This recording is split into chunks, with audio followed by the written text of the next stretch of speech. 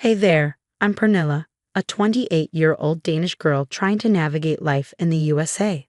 So there I was sitting in my favorite coffee shop in downtown Chicago, sketching logo ideas, when this guy walks in. Tall, dark, and handsome doesn't even begin to cover it. That was Brandon. 3 whirlwind months later, we were saying, I do. You're sure about this, Pernilla? My best friend and coworker, Aisha, asked, helping me into my wedding dress. I mean, you barely know his family. I laughed it off. Come on, Aisha. They're going to love me. Oh, how wrong I was. Enter Evelyn, Brandon's mom, and Courtney, his sister. From day one, it was clear I wasn't what they had in mind for their precious Brandon. So, Pernilla, Evelyn began during our first family dinner, her smile never quite reaching her eyes. How long do you plan on staying in America? I tried to laugh it off. Well, I'm married to Brandon now, so I guess I'm here for good. The silence that followed was deafening. As weeks turned into months, I did everything I could to fit in. I learned to make apple pie, watched football, even started saying, "Ow." Okay, that one didn't stick, but nothing seemed to be enough.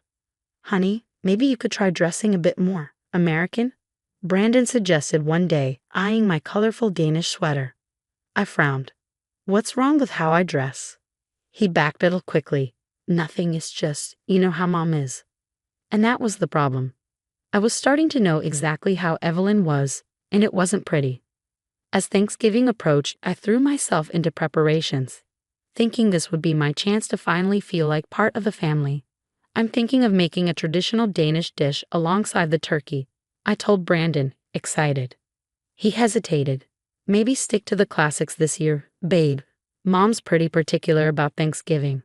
I tried not to let the disappointment show. Sure, whatever you think is best. The day before Thanksgiving, Evelyn called. Pernilla, dear, why don't you come over early to help with preparations? Of course, I said, ignoring Aisha's eye roll beside me. Great. Oh, and don't worry about bringing anything. We've got it all covered. As I hung up, Aisha shook her head.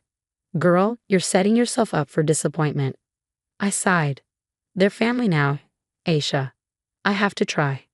The next morning, Brandon and I pulled up to his family's suburban home. As we walked to the door, he squeezed my hand. Ready for your first American Thanksgiving? I nodded, pushing down the knot of anxiety in my stomach. Ready as I'll ever be. Little did I know I was walking into a disaster that would change everything. The moment I stepped into Evelyn's kitchen, I could feel the tension in the air. The smell of roasting turkey mixed with the unmistakable stench of thinly veiled hostility. Oh, Pernilla, dear, Evelyn said sweetly, why don't you set the table? The good china is in the cabinet. I nodded, eager to help. But before I could reach for the plates, Courtney swooped in. I've got it, Mom. Pernilla probably doesn't know how we do things here. The jabs continued all afternoon. Every family story conveniently left me out. Every tradition was explained to me like I was a child. We always watch the parade, Pernilla. It's an American thing, Courtney said slowly, as if I couldn't understand. Finally, we sat down to eat. I noticed my plate looked different. The turkey seemed off, the texture strange. Enjoy your meal, everyone, Evelyn smiled, her eyes gleaming as they met mine. I took a bite and almost gagged. The taste was awful, nothing like turkey. As I looked around in confusion, I caught glimpses of smirks. Poorly concealed laughter rippled through the table. Is something wrong, Pernilla? Brandon's uncle asked innocently. It hit me suddenly. This wasn't turkey. It was dog food. My stomach turned. Oh my God, I whispered, pushing my chair back. How could you? Evelyn's laughter was the loudest. Come now, Pernilla, it's just a little joke. Don't be so sensitive. I turned to Brandon, hoping for support, but he just sat there with a weak smile. Babe, they're just teasing. It's not a big deal. Not a big deal. I felt like I was going to be sick. Without a word, I grabbed my purse and ran out, ignoring the calls behind me. As I drove away, tears blurred my vision. Memories of every slight and snub flashed before me. Evelyn accidentally spilling wine on my favorite dress. Courtney forgetting to invite me to her engagement party. Brandon never standing up for me. My phone buzzed nonstop. Brandon's text swung between dismissive and pleading. Come on, it was just a prank. Don't overreact. Babe, please come back. You're embarrassing me. My family thinks you can't take a joke. I ignored them all and drove straight to Aisha's apartment. She opened the door, took one look at my face, and pulled me into a hug. What happened? She asked gently, leading me to the couch. Through my sobs, I told her everything. With every word I shared, Aisha's face darkened. That's it, she said firmly. You're leaving him tonight. I hesitated. But maybe if I just try harder. No, Aisha cut me off. This isn't about you trying harder. They're abusive, Pernilla. And Brandon, he's just as bad for allowing it. Deep down, I knew she was right. This wasn't love. This wasn't family. That night, while Brandon was still at his parents', I packed my bags. I left my wedding ring on the kitchen counter with a note. I deserve better than dog food and disrespect. Goodbye, Brandon. The next morning, I filed for divorce. As I signed the papers, a weight lifted off my shoulders. For the first time in months, I could breathe. But as I left the lawyer's office, my phone pinged with a message from Evelyn. I always knew you weren't good enough for our family. Run back to Denmark, little girl.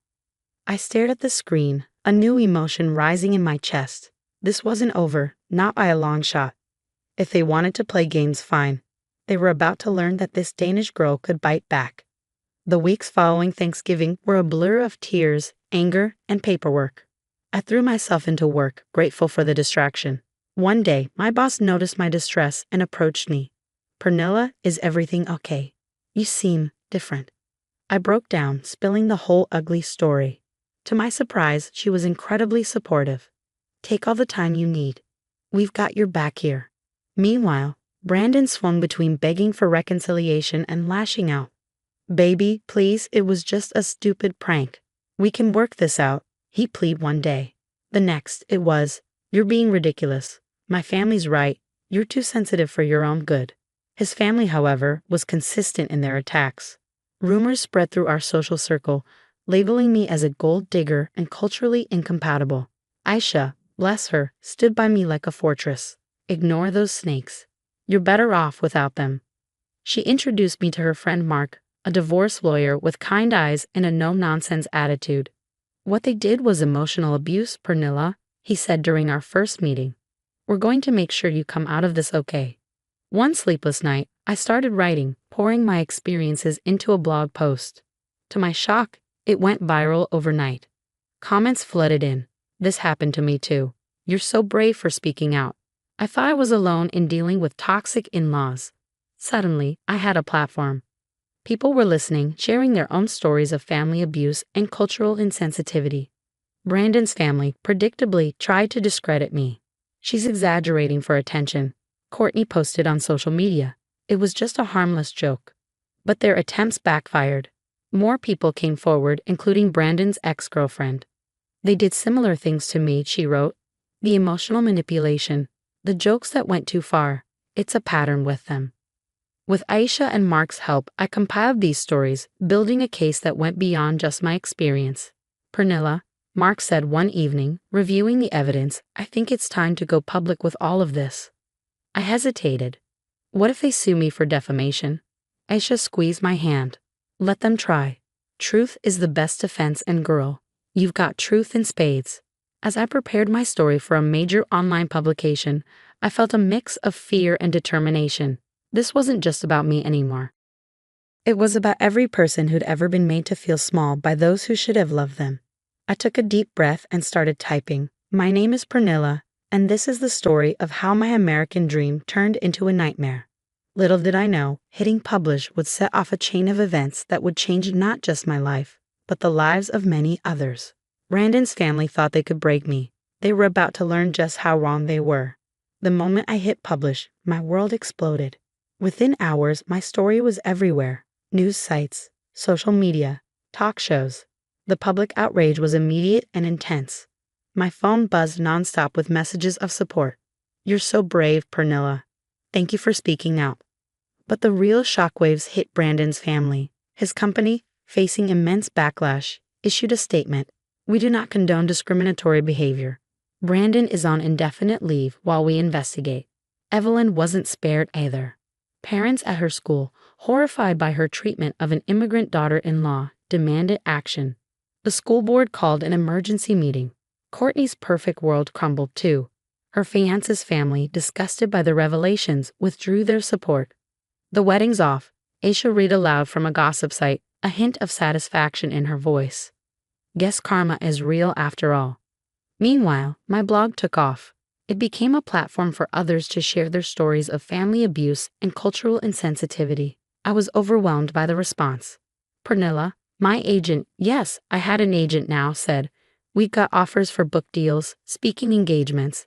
People want to hear your story."